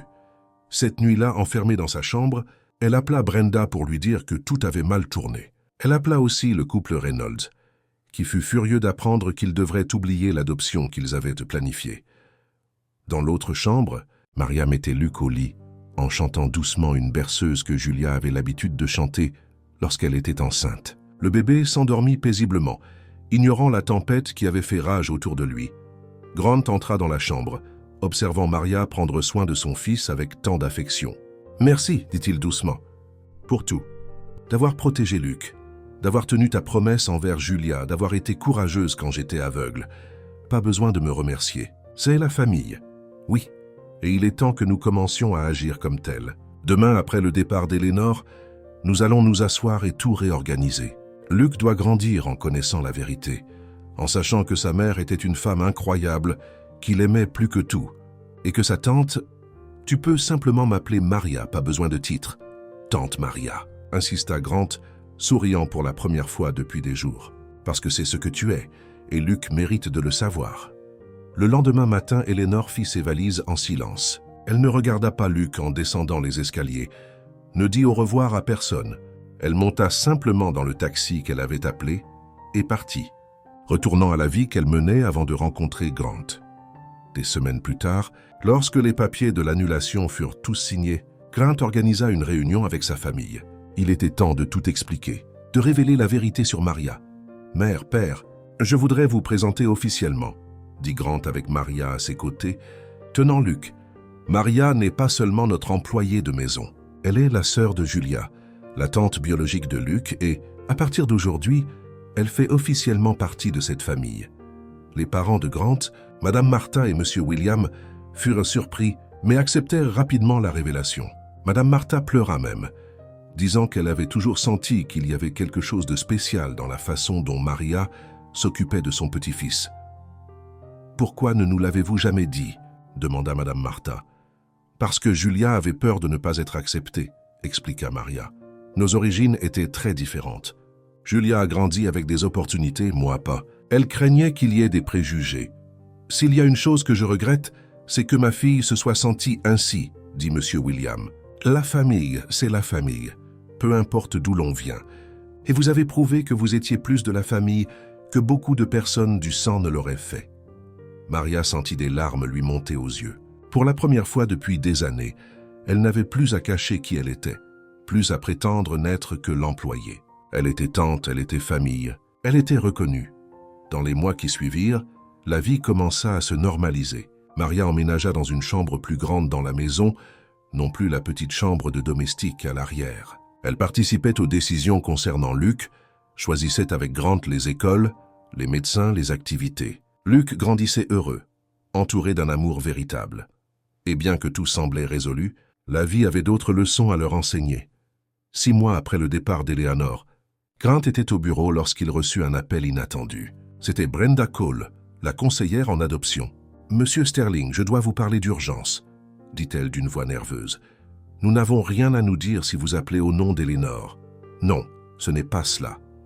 Il s'agit du couple Reynolds. Ils ont fait quelque chose de terrible. » Grant s'assit, son attention entièrement tournée vers l'appel. « Qu'ont-ils fait? » « Ils ont tenté de soudoyer une employée d'un orphelinat pour obtenir un enfant illégalement. Ils ont été arrêtés hier et pendant l'interrogatoire, ils ont mentionné votre nom. Mentionné Eleanor, mentionné tout le plan qui existait. Le cœur de Grant se glaça. « Et qu'est-ce que cela signifie ?» « Cela signifie que les autorités voudront enquêter. Elles voudront comprendre tout le réseau, toutes les personnes impliquées. Monsieur Sterling, je coopère avec l'enquête. Je vais dire tout ce que je sais. Et vous devez savoir qu'Eleanor sera également convoquée pour témoigner. Est-elle encore en Californie? Je ne sais pas. La dernière fois que je lui ai parlé, elle retournait dans sa ville natale. Quelque chose à propos d'aller vivre avec une cousine. Mais, Monsieur Grant, vous n'avez pas à vous inquiéter. Les preuves que vous avez montrent que vous étiez une victime, pas un complice. Je vous préviens seulement parce que votre nom va apparaître dans l'enquête. Après avoir raccroché, Grant raconta tout à Maria. La nouvelle était perturbante, mais elle apportait aussi une étrange sensation de justice. Le couple qui voulait acheter Luc était tenu responsable des crimes qu'ils avaient commis. Dieu merci. « Tu as tout découvert avant qu'il ne soit trop tard, » dit Maria. Grâce à toi, corrigea Grant. Sans ton courage, Luke pourrait être avec ce couple maintenant. Dans les semaines qui suivirent, un enquêteur visita la maison. C'était un homme sérieux, d'âge moyen, qui posa de nombreuses questions sur Eleanor, sur le couple Reynolds, sur la façon dont tout s'était passé. Maria et Grant racontèrent tout, montrèrent les preuves qu'ils avaient rassemblées. « Monsieur Sterling, votre coopération est essentielle », dit l'enquêteur. Ce type de crime, tentative d'adoption illégale à des fins lucratives, est plus courant que les gens ne l'imaginent. Des couples désespérés d'avoir des enfants sont manipulés par des personnes sans scrupules qui voient une opportunité de gagner de l'argent. Et Eleanor va-t-elle en répondre? Si nous avons suffisamment de preuves, oui, mais dans son cas, vous avez déjà réglé la situation civilement avec l'annulation du mariage. Cela dépend de vous si vous voulez qu'elle réponde aussi pénalement. Grant regarda Maria puis Luke, qui jouait sur le tapis, inconscient de tout. Non, nous voulons simplement aller de l'avant. Elle a déjà quitté nos vies, c'est suffisant. Mais la paix serait mise à l'épreuve une fois de plus. 2 mois plus tard, Eleanor apparut à la porte de la maison. Elle avait changé, plus maigre, avec de profonds cernes. Maria répondit à la sonnette et faillit lui claquer la porte au visage. « Attendez, s'il vous plaît, j'ai juste besoin de parler à Grant », supplia Eleanor. « Vous n'avez plus rien à dire ici. Je sais que j'ai fait des choses terribles, mais s'il vous plaît, juste 5 minutes. » Maria hésita puis laissa Eleanor entrer, mais surveilla chacun de ses gestes. Elle appela Grant qui descendit l'escalier avec une expression sévère. « Que veux-tu, Eleanor ? Je viens m'excuser, vraiment cette fois. Je sais que cela ne change rien à ce que j'ai fait, mais je devais le dire. Tes excuses ne signifient rien. Je sais, mais j'ai quand même besoin de parler. Depuis que je suis parti d'ici, tout s'est écroulé. J'ai perdu l'argent que les Reynolds m'avaient donné. J'ai dû le rendre pour éviter un procès. Je me suis retrouvé sans rien. Je suis retourné dans ma ville. Et là, en voyant comment les gens vivent avec peu, mais avec un amour véritable, j'ai compris à quel point j'étais vide, à quel point j'ai laissé la cupidité me consumer. Et tu penses que cela justifie d'avoir tenté de vendre mon fils? Cela ne justifie rien. Rien ne justifie. Mais je voulais que vous sachiez que je regrette. Pas que le mariage soit terminé, vous méritez mieux. Mais je regrette d'avoir été si cruel envers un enfant innocent. Maria observait Eleanor, essayant de déterminer s'il s'agissait de manipulation ou de regrets sincères. À sa surprise, cela semblait réel. Eleanor était brisée, non comme quelqu'un qui a perdu une bataille, mais comme quelqu'un qui a enfin vu ses propres erreurs. « Eleanor, je ne sais pas ce que vous voulez que je dise, » répondit Grant. « Je ne peux pas vous pardonner aussi facilement. Ce que vous avez planifié était monstrueux. Je sais et je ne demande pas pardon. Je voulais juste que vous sachiez que j'ai appris, que j'essaie de devenir une meilleure personne. J'ai commencé une thérapie. Je travaille dans une petite épicerie de ma cousine, une vie simple. Et chaque jour, je pense au mal que j'ai failli causer. Heureusement que ce n'a été qu'un presque, dit Maria, pour la première fois s'adressant directement à Eleanor. Eleanor regarda Maria avec respect, quelque chose qu'elle n'avait jamais montré auparavant. Vous avez sauvé ce bébé. Quand je ne pensais qu'à moi, vous avez pensé à lui. C'est admirable. J'ai seulement fait ce que toute personne décente aurait fait. Non, beaucoup de gens auraient fermé les yeux, auraient eu peur de perdre leur emploi, de causer des problèmes. Vous avez été courageuse. Le silence qui suivit était étrange. Il n'était pas confortable, mais il avait un poids différent, comme si un cycle se refermait enfin. « Eleanor, je vous remercie d'être venue, » dit Grant finalement. « J'espère que vous changerez vraiment pour vous-même, mais comprenez que nous n'avons pas de place pour vous dans notre vie. Luke est heureux, en sécurité, aimé, et c'est ainsi que cela va continuer. Je comprends. Je ne suis pas venu en espérant une réconciliation. J'avais juste besoin de vous regarder dans les yeux et de dire que je regrette. » Eleanor partit et cette fois cela semblait un adieu définitif. Il n'y avait plus de colère, plus de peur, juste la fin d'un chapitre douloureux. « Tu la crois ?» demanda Maria à Grant ensuite. « Je ne sais pas, mais cela n'a plus d'importance. Notre vie continue sans elle, et elle a effectivement continué. Luke grandissait vite, a commencé à ramper puis à marcher. Ses premiers mots furent « Daddy » et peu après « Tati ». Chaque étape était célébrée, chaque sourire photographié. Chaque moment était un trésor. Mais la vie avait encore des couches à révéler. Un jour, quand Luke avait 1 an et demi, Madame Martha, la mère de Grant, est arrivée avec une vieille boîte. « Maria, ma chère, je dois te montrer quelque chose, » dit-elle, les yeux embués. Dans la boîte, des lettres, des dizaines de lettres écrites par Julia tout au long de sa vie, et certaines étaient adressées à Maria. Julia me les a données peu avant l'accouchement, expliqua Madame Martha. Elle a dit que si quelque chose lui arrivait, je devais te remettre ces lettres. Mais dans la confusion, le deuil, j'ai oublié. Je les ai trouvées aujourd'hui en nettoyant le placard.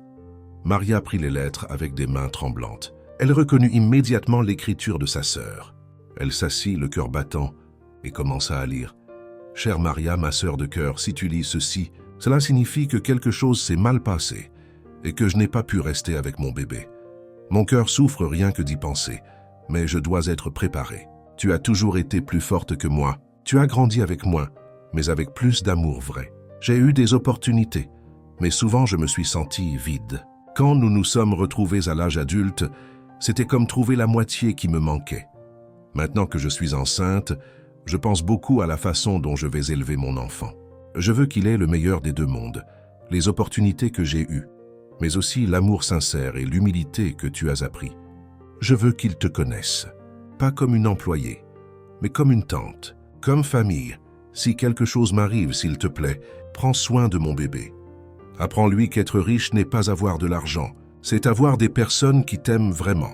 Apprends-lui que le bonheur n'est pas dans les choses matérielles, mais dans les câlins, les sourires, les moments simples. Grant est un homme bon, mais il se perd dans le travail. Il aura besoin de toi pour lui rappeler ce qui est vraiment important. Ne le laisse pas sombrer dans la solitude si je m'en vais. Prends soin de lui aussi, et prends soin de toi, ma sœur. Tu mérites d'être heureuse, tu mérites d'être reconnue. N'accepte pas d'être invisible toute ta vie, promets-moi. Avec tout mon amour, Julia. Maria pleura en lisant chaque mot. C'était comme entendre à nouveau la voix de sa sœur, comme retrouver un petit morceau d'elle. Il y avait d'autres lettres, certaines écrites pendant la grossesse, décrivant ses sentiments, ses peurs, ses espoirs. Dans l'une d'elles, Julia écrivait à propos d'un rêve qu'elle avait fait. « J'ai rêvé que mon fils était une lumière brillante, et toi, Maria, tu étais la gardienne de cette lumière. Dans mon rêve, je devais partir, mais j'étais sereine parce que je savais que tu étais là. À mon réveil, je pleurais, mais j'avais aussi une étrange paix, comme si je savais que, quoi qu'il arrive, mon bébé serait en sécurité parce qu'il Grant lut aussi les lettres, qu'ensemble, ils pleurèrent la femme extraordinaire qu'avait été Julia. Mais ils souriaient aussi, car d'une certaine manière, elle était toujours présente. En Luc, dans ses mots, dans son amour qui transcendait même son absence. Elle le savait, dit Maria. Julia savait que quelque chose pourrait mal tourner. Elle a toujours eu une intuition spéciale, approuva Grant. Et elle avait raison de te faire confiance. Les lettres apportèrent une nouvelle étape de guérison. C'était comme si Julia avait laissé une carte, un guide pour élever Luc, même sans être présente. Et Maria s'engagea à suivre chaque conseil, chaque souhait exprimé dans ces pages. Les mois passèrent, puis les années. Luc grandit entouré d'amour, d'histoires sur sa mère, de photos que Maria tenait à lui montrer sans cesse. Il savait qu'il avait une maman au ciel qu'il aimait beaucoup, et une tante qui prenait soin de lui, comme s'il était son propre fils. Quand Luc eut 4 ans, il commença à poser des questions plus complexes. « Tati, pourquoi maman est partie ?» demanda-t-il un jour en regardant une photo de Julia. Maria s'agenouilla à sa hauteur. « Parfois, mon amour, les choses ne se passent pas comme prévu. Ta maman t'a aimé tellement, si fort que son amour était plus grand que ce que son corps pouvait supporter. Alors elle a dû partir, mais elle t'a laissé à nous pour qu'on s'occupe de toi. Elle reviendra un jour, pas de la manière que tu souhaites, mais elle est toujours là. » Maria toucha la poitrine de Luc. « Dans ton cœur, dans tes rires, dans chaque bonne chose que tu fais. Et tu t'occupes de moi parce qu'elle te l'a demandé? Je m'occupe de toi parce que je t'aime. Ta maman me l'a demandé, oui. Mais même si elle ne l'avait pas fait, je t'aimerais pareil parce que tu es spécial. Luc, tu es la chose la plus précieuse au monde. » Luc serra Maria de toutes ses petites forces. « Moi aussi je t'aime, Tati. » Des moments comme celui-ci rendaient tout worthwhile. Toute la lutte, toute la peur, tout le courage que Maria avait dû rassembler pour affronter Eleanor. Luc était en sécurité, heureux, aimé. Mais la vie réservait une autre surprise. Quand Luc eut 5 ans, Madame Martha fut diagnostiquée avec une maladie grave. Elle n'était pas mortelle, mais nécessitait un traitement intensif et changerait la dynamique de toute la famille. Grant fut dévasté. Perdre Julia avait déjà été terrible. L'idée de perdre sa mère aussi était trop à supporter. « Je ne sais pas si je peux encaisser une autre perte. » avait-il avoué à Maria un soir après avoir visité sa mère à l'hôpital. « Tu n'es pas seule cette fois, » dit Maria en lui serrant la main. « Tu as Luc, tu as ton père, et Madame Martha est forte, elle va s'en sortir. Comment fais-tu pour être toujours si positive ? Parce que j'ai déjà perdu trop de gens pour laisser la peur de perdre me paralyser. Je dois profiter de chaque instant avec ceux que j'aime, tant qu'ils sont là. » Pendant le traitement de Madame Martha, Maria prit plus de responsabilités. Elle s'occupait de Luc, aidait Grant pour les visites à l'hôpital, organisait la maison. C'était épuisant. Mais elle faisait tout avec amour. Un après-midi à l'hôpital, Madame Martha appela Maria pour parler en privé. « Chérie, je dois te dire quelque chose d'important, » commença la dame faible mais lucide. « Pas besoin de vous fatiguer à parler, Madame Martha. Reposez-vous. » « Non, je dois parler maintenant. Je vous ai observé toutes ces années. J'ai vu comment vous occupez de Luc, comment vous soutenez mon fils et j'ai remarqué quelque chose. »« Quoi ? Vous aimez Grant, n'est-ce pas ?» Maria se figea. Cette vérité qu'elle avait enfouie si profondément en elle était exposée crûment devant elle. Je ne sais pas quoi dire. Pas besoin de nier. Une femme reconnaît ces choses, et il n'y a rien de mal à cela. Julia est partie, et la vie continue. Mon fils mérite d'être heureux à nouveau. Et vous aussi. Mais Madame Martha, je suis la sœur de Julia, ce serait étrange. Ce serait naturel. Julia était votre sœur, oui. Mais elle est déjà partie. Et je suis sûr que où qu'elle soit, elle voudrait que vous soyez tous les deux heureux. Réfléchissez-y. Maria sortit de la chambre étourdie. Elle ne s'était jamais permis de penser à ces choses. Elle avait enterré tout sentiment autre que familial pour Grant, se concentrant uniquement sur le fait d'être la meilleure tante pour Luc. Mais maintenant, confrontée à la vérité, elle ne pouvait plus nier.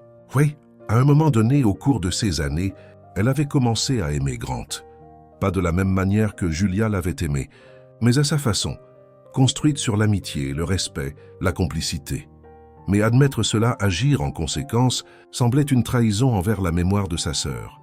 Cette nuit-là, elle ne put dormir. Elle revoyait chaque instant des dernières années, chaque conversation avec Grant, chaque fois que leur regard s'était attardé une seconde de trop, chaque fois que leurs doigts s'étaient effleurés en se passant Luc.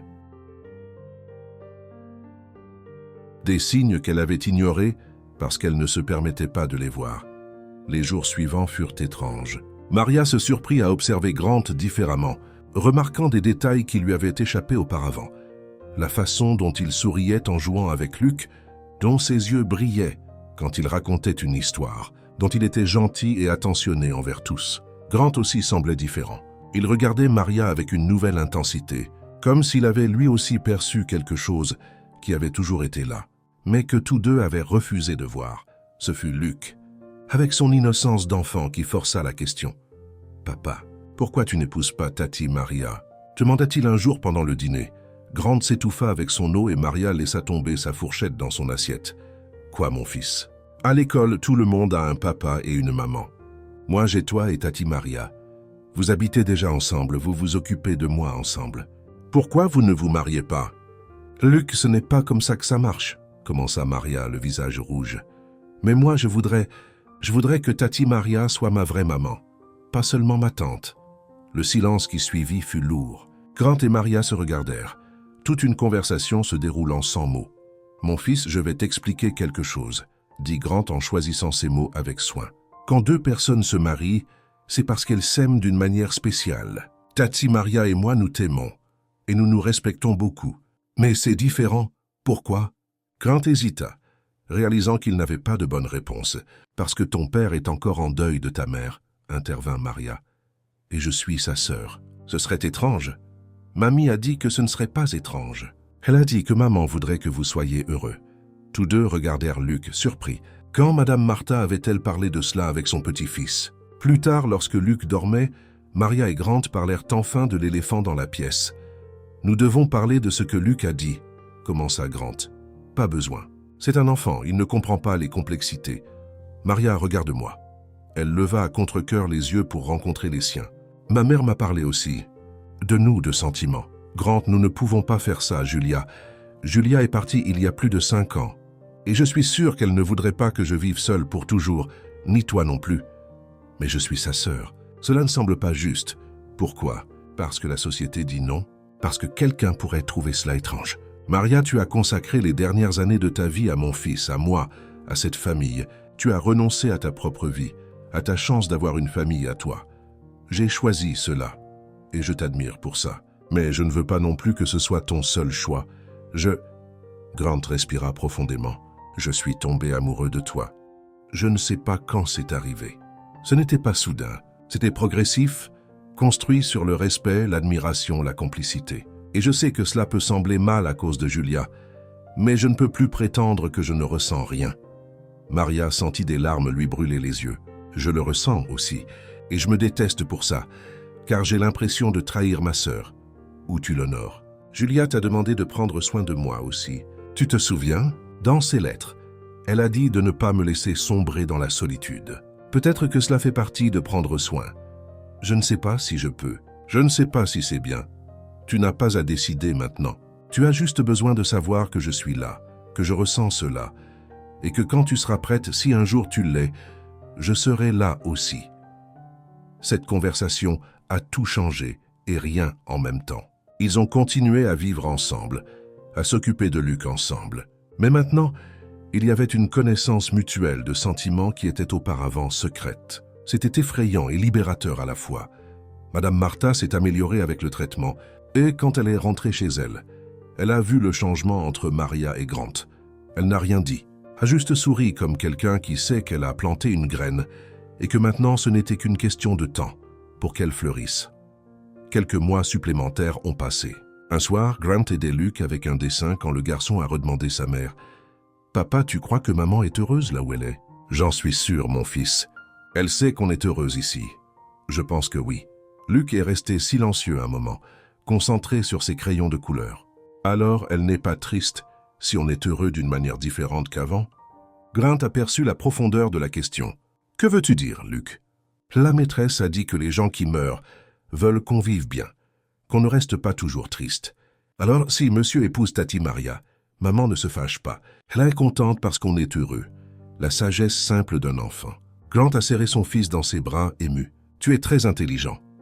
Tu sais, mamie a dit que je tenais de maman. » Ce soir-là, Grant a cherché Maria dans le jardin où elle arrosait les plantes que Julia avait plantées il y a des années. « Luc m'a donné une leçon aujourd'hui, » lui a-t-il raconté en rapportant la conversation. Maria a souri à travers ses larmes. « Il est vraiment spécial. Maria, je ne vais pas te mettre la pression, mais je veux que tu saches que quand je te regarde, je vois la femme la plus incroyable que je connaisse. Je vois du courage, de l'amour, du dévouement. Je vois quelqu'un qui a mis le bonheur d'un enfant au-dessus de sa propre vie. Et je vois quelqu'un que je veux à mes côtés, pas seulement comme la gardienne de mon fils, mais comme compagne, comme égale, comme la femme que j'aime. » Maria, réfléchis-y. C'est tout ce que je demande. Et quelle que soit ta réponse, rien ne change. Tu auras toujours une place dans cette famille. Tu seras toujours la tante de Luc, toujours respectée et aimée. Mais si tu décides que tu veux plus, que tu ressens cela aussi, je serai là. Les semaines suivantes ont été une période de réflexion profonde pour Maria. Elle a parlé avec Madame Martha, qui l'a encouragée. Elle a parlé au prêtre de l'église qu'elle fréquentait, qui a dit qu'il n'y avait rien de mal à retrouver l'amour. Elle a même visité la tombe de Julia, où elle a parlé à voix haute comme si sa sœur pouvait l'entendre. Je ne sais pas si tu approuverais, je ne sais pas si tu regardes de quelque part et tu encourages, ou si tu es déçu de moi. Mais je dois te dire une chose, j'aime ton fils plus que tout, et j'ai appris à aimer ton mari aussi. Pas de la même manière que tu l'aimais, parce que vous aviez une histoire, des années ensemble, mais à ma manière, construite sur des moments simples, sur des petits déjeuners préparés ensemble, sur des nuits à veiller Luc quand il était malade, sur des conversations tardives, quand aucun de nous ne parvenait à dormir. Maria essuya ses larmes. « Si tu m'entends, donne-moi un signe, n'importe quoi qui me dise si je fais bien ou mal. » Le vent souffla doucement, agitant les arbres alentours. Un oiseau se posa juste sur la pierre tombale de Julia, chanta une mélodie brève et douce, puis s'envola vers le ciel bleu. Ce n'était rien de surnaturel, juste la nature qui suivait son cours. Mais pour Maria, cela sembla une réponse. La vie continuait, et il était permis de vivre. Ce soir-là, en rentrant chez elle, elle trouva Grant dans le salon, travaillant sur son ordinateur portable. Luc dormait déjà. C'était un moment banal, ordinaire, mais qui soudain parut extrêmement significatif. « Grant, pouvons-nous parler ?» Il referma immédiatement l'ordinateur, lui accordant toute son attention, J'ai passé ces derniers temps à réfléchir. À nous, à ce que tu as dit, à ce que je ressens, commença Maria s'asseyant près de lui. Et j'ai réalisé quelque chose. Pendant des années, je me suis caché derrière le rôle de tante, d'employée, de protectrice. Je me suis caché parce que j'avais peur de me permettre de désirer plus. Et maintenant, je me rends compte que la vie est trop courte pour vivre dans la peur. Julia a vécu pleinement, aimé intensément. Même en sachant que le temps pouvait être court, j'ai appris cela d'elle. Et je pense qu'il est temps que je vive aussi. Pas seulement que je survive. Que veux-tu dire, Maria? Elle prit sa main, sentant la chaleur, la solidité, la réalité. Je veux dire que je t'aime aussi, et que je veux essayer. Je veux voir si nous pouvons être non seulement une famille, mais aussi des partenaires, des compagnons. Je veux donner à Luc non seulement une tante et un père, mais une famille complète. Grant sourit, ce sourire qui illuminait tout son visage. Tu en es sûr? J'ai peur, mais j'en suis sûr. Ces choses peuvent coexister. Il l'embrassa. Et pour la première fois, ce ne fut pas une étreinte de réconfort ou de remerciement. Ce fut une étreinte de promesses, de commencement, de possibilités. Ils ne se marièrent pas immédiatement. Ils prirent leur temps, respectant le deuil qui persistait, respectant la mémoire de Julia, respectant Luc. Mais ils commencèrent à construire quelque chose de nouveau sur la base d'amitié et de respect qui existait déjà. 2 ans plus tard, quand Luc eut 7 ans, ils se marièrent enfin. Ce fut une cérémonie petite, intime, seulement la famille et les amis proches. Luc fut le garçon d'honneur, portant un petit costume qui le faisait ressembler à un mini-adulte. Pendant la cérémonie, Maria portait 2 choses, le bouquet traditionnel et une petite photo de Julia dans sa poche. Ce n'était pas de l'oubli, c'était de l'inclusion. Julia ferait toujours partie de cette famille, partie de cette histoire. Dans son discours, Grant émut tout le monde. « Maria, tu es entrée dans ma vie en tant qu'employée. Tu t'es révélée comme belle-sœur. Tu t'es montrée une héroïne en protégeant mon fils, et maintenant tu deviens mon épouse. Mais plus que tout titre, tu es ma meilleure amie, ma partenaire, l'amour que je ne m'attendais pas à trouver mais que je remercie chaque jour d'avoir trouvé. Julia a eu bon goût en te choisissant comme sœur, et j'ai de la chance de pouvoir te choisir comme compagne. » Maria, de son côté, déclara « Grant, j'ai promis à ma sœur de prendre soin de son fils. J'ai tenu cette promesse. Mais dans ce processus, j'ai découvert que je pouvais aussi prendre soin de toi et que tu prendrais soin de moi. Cette famille s'est construite sur une perte, mais s'est reconstruite sur l'amour. Et cet amour différent mais non moindre est ce qui nous guide désormais. » Luc, au milieu de la cérémonie, s'écria « Maintenant, Tati Maria est ma vraie maman. » Tout le monde rit, et Maria s'agenouilla pour être à sa hauteur. « J'ai toujours été ta vraie famille, mon amour. Maintenant, c'est juste officiel. Cool, je peux t'appeler maman ?» Maria regarda Grant qui acquiesça ému. « Tu peux. Mais souviens-toi que tu as 2 mamans, d'accord? Une au ciel et une ici. Et toutes les 2 t'aiment beaucoup, je sais. Je suis chanceux. » La fête fut joyeuse, avec de la musique, de la danse, de la nourriture. Madame Martha, complètement rétablie, a dansé avec son petit-fils. Monsieur William a porté un toast émouvant sur les secondes chances et sur la façon dont l'amour prend de nombreuses formes. Alors que la nuit touchait à sa fin et que les invités commençaient à partir, Grant et Maria sont restés seuls un moment dans le jardin. « Es-tu heureuse ?» lui a-t-il demandé. Plus que je ne l'aurais imaginé possible. Il y a des moments qui semblent surréels, tu sais, d'employé de maison cachant sa parenté à épouse, mère officielle de Luc. Tu as toujours été sa mère. Nous avons simplement officialisé ce qui était déjà vrai. Et Julia, elle est ici. Grant a touché sa poitrine, et elle y sera toujours. Mais j'ai aussi appris que nous pouvons honorer ceux que nous aimons, en vivant pleinement, sans nous attacher au passé. Ils sont restés là, enlacés, regardant les étoiles. Quelque part là-haut, peut-être que Julia regardait aussi, souriant à la famille qu'elle avait aidé à former, même après son départ. Les années suivantes furent marquées par la croissance et la joie. Luc a prospéré à l'école, toujours curieux, toujours gentil. Il avait le meilleur de Julia et de Grant, mais il avait aussi ses propres traits uniques. À 10 ans, il a eu une crise d'identité concernant sa mère biologique. Il voulait en savoir plus, comprendre qui elle était au-delà des histoires qu'on lui racontait. C'est alors que Maria a eu une idée. Elle a organisé un album spécial avec des photos, des lettres, des souvenirs de Julia. Elle y a inclus des histoires de leur enfance, de leurs aventures, de leurs rêves. Elle tenait à brosser un portrait complet, pas seulement de la mère parfaite, mais de la femme réelle qu'avait été Julia. Ta mère n'était pas parfaite, a raconté Maria à Luc un soir. Elle avait des peurs, des défauts. Elle était têtue parfois, s'inquiétait trop de ce que les autres pensaient, mais elle était aussi courageuse, aimante, rêveuse. Et elle t'a aimé dès le premier instant où elle a su que tu existais. Comment puis-je regretter quelqu'un que je n'ai pas connu? Parce que l'amour n'a pas besoin de temps pour exister. Tu as été fait de son amour, tu portes son sang, tu as ses yeux. Et chaque histoire que je te raconte, chaque photo que nous te montrons est une façon de la connaître. Es-tu jaloux?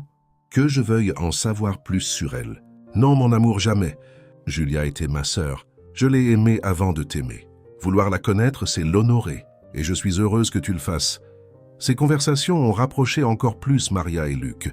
Ils comprenaient qu'il avait deux mères, chacune spéciale à sa manière, et qu'il avait la chance d'être aimé par toutes les deux, même si l'une n'était plus que dans les souvenirs. À 15 ans, Luc a décidé qu'il voulait étudier la médecine. Il voulait aider les gens, sauver des vies, peut-être compenser la vie qu'il n'avait pas pu sauver à la naissance de sa mère. Maria et Grant l'ont soutenu à chaque étape. Ils voyaient en lui un jeune homme responsable, compatissant, intelligent. Tout ce que deux mères et un père pourraient souhaiter. Quand est venu le moment d'entrer à l'université, Luc était nerveux mais déterminé. Le jour de son acceptation en faculté de médecine, il a fait quelque chose de spécial. Il a visité la tombe de Julia, y a déposé des fleurs et lui a parlé. « Maman, je sais que tu ne m'as pas connu adulte, mais j'espère que tu es fière. Je vais être médecin, je vais aider les gens. Et je le ferai aussi pour toi parce que tu m'as donné la vie, en sachant que tu pourrais perdre la tienne. » De retour à la maison, il a serré Maria dans ses bras. « Merci maman pour tout, pour m'avoir protégé quand j'étais bébé, pour m'avoir élevé, pour m'avoir aimé. Tu es la meilleure. » Maria a pleuré des larmes de joie. Toute la lutte, toute la peur, tous les sacrifices en valaient la peine. Luc était un homme bon, prêt à faire la différence dans le monde. Des années plus tard, lorsque Luc a obtenu son diplôme de médecine, il a tenu à inviter toute la famille. Lors de la cérémonie de remise des diplômes, quand son nom a été appelé, il est monté sur scène et a dit quelque chose d'inattendu. « Je veux dédier ce diplôme à 3 personnes. À mon père, Grant, qui m'a toujours encouragé. À ma mère, Maria, qui m'a élevé avec un amour inébranlable. Et à ma mère, Julia, qui m'a donné la vie, puis a su faire confiance aux bonnes personnes pour prendre soin de moi. Je suis qui je suis grâce à ces 3 personnes. » Le public a applaudi debout. Maria pleurait. Grant, à ses côtés, était également ému. Madame Martha, déjà âgée mais présente, essuyait ses lunettes pour mieux voir son petit-fils. Après la cérémonie, Luc a présenté une collègue, une jeune médecin nommée Sarah. « Maman, papa, voici Sarah. Nous sortons ensemble. » Sarah était douce, intelligente, aussi passionnée par la médecine que Luc. Maria a vu en elle une bonté sincère et a su que son fils avait bien choisi. 2 ans plus tard, ils se sont mariés, et quand Sarah est tombée enceinte, Luc a fait une demande spéciale. « Maman, si c'est une fille, nous voulons l'appeler Julia, en hommage à ma mère que je n'ai pas connue, et nous voulons que toi et papa soyez ses parrains et marraines. » Maria est restée sans voix pendant plusieurs secondes, trop émue. Ce serait un honneur. Quand la petite Julia est née en bonne santé et toute belle, Maria a senti un cycle se compléter. Elle a pris sa petite fille dans ses bras et a murmuré « Bonjour ma petite, tu portes le nom de la femme la plus spéciale que j'ai connue et je vais te raconter toutes les histoires sur elle, sur la façon dont elle a aimé et a été aimée. » Grant, à ses côtés, tenait également sa petite fille, émerveillée. On dirait qu'hier nous tenions Luc ainsi. Et regarde où nous en sommes. Une belle famille, une petite fille magnifique. Julia serait si fière. Elle l'est, j'en suis certaine.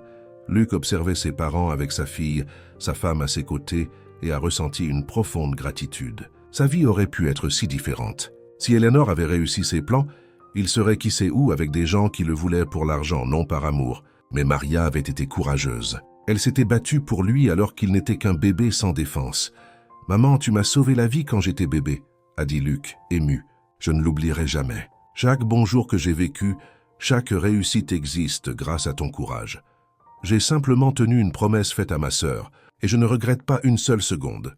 C'était plus qu'une promesse, c'était de l'amour, et je transmets cet amour à ma fille, tout comme tu l'as fait pour moi. » La famille réunie là, Grant, Maria, Luc, Sarah, la petite Julia, Madame Martha et Monsieur William, étaient la preuve vivante que l'amour surmonte tout. Il surpasse la perte, dépasse la méchanceté, franchit les obstacles. Eleanor n'est jamais réapparue. De temps en temps, Maria se demandait ce qu'elle était devenue, si elle avait vraiment changé comme elle l'avait dit, si elle avait trouvé une certaine paix. Mais cela n'occupait pas beaucoup d'espace dans ses pensées. Le passé n'était que cela, le passé. Le présent était cette famille, cet amour, cette continuité. Et quand Maria, déjà aux cheveux grisonnants et aux rides de celle qui a beaucoup vécu et aimé, tenait sa petite fille Julia dans le jardin. Assise sur le même banc où Julia avait l'habitude de s'asseoir quand elle était enceinte, elle sentait la présence de sa sœur. « Tu vois, Ju ?» murmurait-elle au vent. « J'ai pris soin de ton petit garçon. Il a grandi fort, bon, heureux. Et maintenant, il a une belle fille qui porte ton nom, qui grandira en entendant des histoires sur toi. Ta mémoire reste vivante, ton histoire continue. Et tout cela parce que tu m'as fait confiance. » La petite Julia a agrippé le doigt de Maria, ce réflexe naturel des bébés, mais qui semblait toujours plein de sens. Un nouveau départ, une nouvelle génération, mais toujours connecté aux racines, à l'histoire, à l'amour qui a tout commencé. Luc s'est approché, s'est assis à côté de sa mère. « Tu sais ce que j'ai appris de tout cela, maman ?»« Quoi, mon fils ?» ?»« Que la famille ne se limite pas au sang. C'est une question de qui reste, qui se bat, qui aime, même quand c'est difficile. Tu n'étais pas obligé de me protéger de cette façon. Tu aurais pu te taire, garder ton emploi et laisser les choses se passer. Mais tu n'es pas resté sans rien faire. Tu as lutté. Je lutterai toujours pour ce que j'aime. Et c'est ce que je veux apprendre à ma fille, que l'amour est une action, pas seulement un sentiment. Que le courage, c'est faire ce qui est juste, même avec peur.